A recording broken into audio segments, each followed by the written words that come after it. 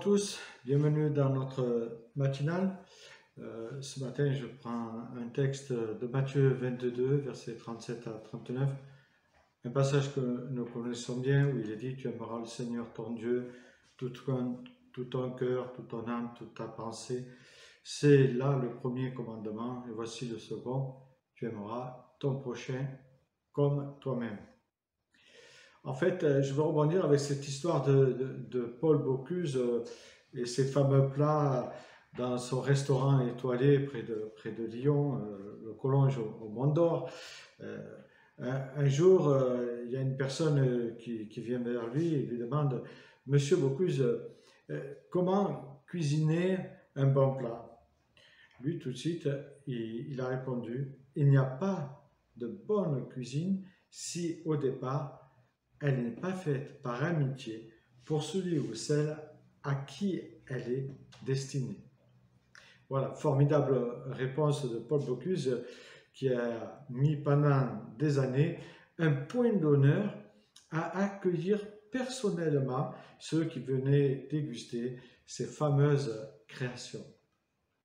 Et ce passage m'a interpellé car il va de soi que si nous n'annonçons pas l'Évangile autrement que par amour pour le Christ et par amitié envers notre prochain, les choses risquent d'être complètement faussées et je dirais même malsaines.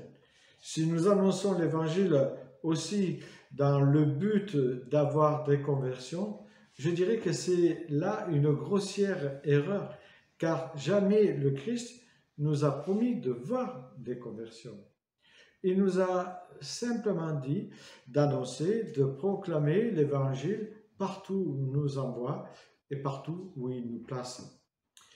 Il est dangereux de vouloir faire face du chiffre à tout prix, car notre fonction d'ambassadeur, dont parle l'apôtre Paul, ne consiste pas à faire du chiffre, mais à prêcher avec puissance l'évangile de la résurrection.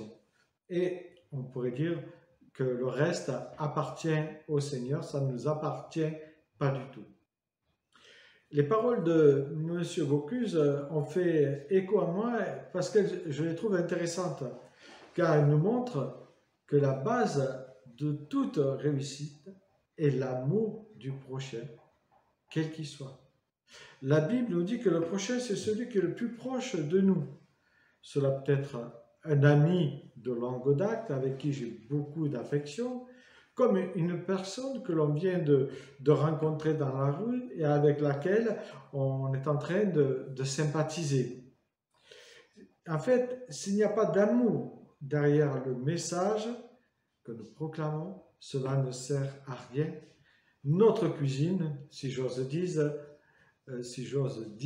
sera sans saveur. L'amour, c'est cela qui donnera du goût à notre message, du sel. Oui, c'est ça, l'amour est là pour tout. Elle fera de l'évangile un évangile incarné qui se voit et qui se sent, se ressent même. Il est très facile de comprendre qu'un plat préparé sans amour sera toujours plus fade qu'un plat fait avec la passion et avec le cœur. Justement, le cœur du message de la proclamation de l'Évangile se trouve dans une relation saine avec le Maître qui fait de nous de véritables ambassadeurs de Christ.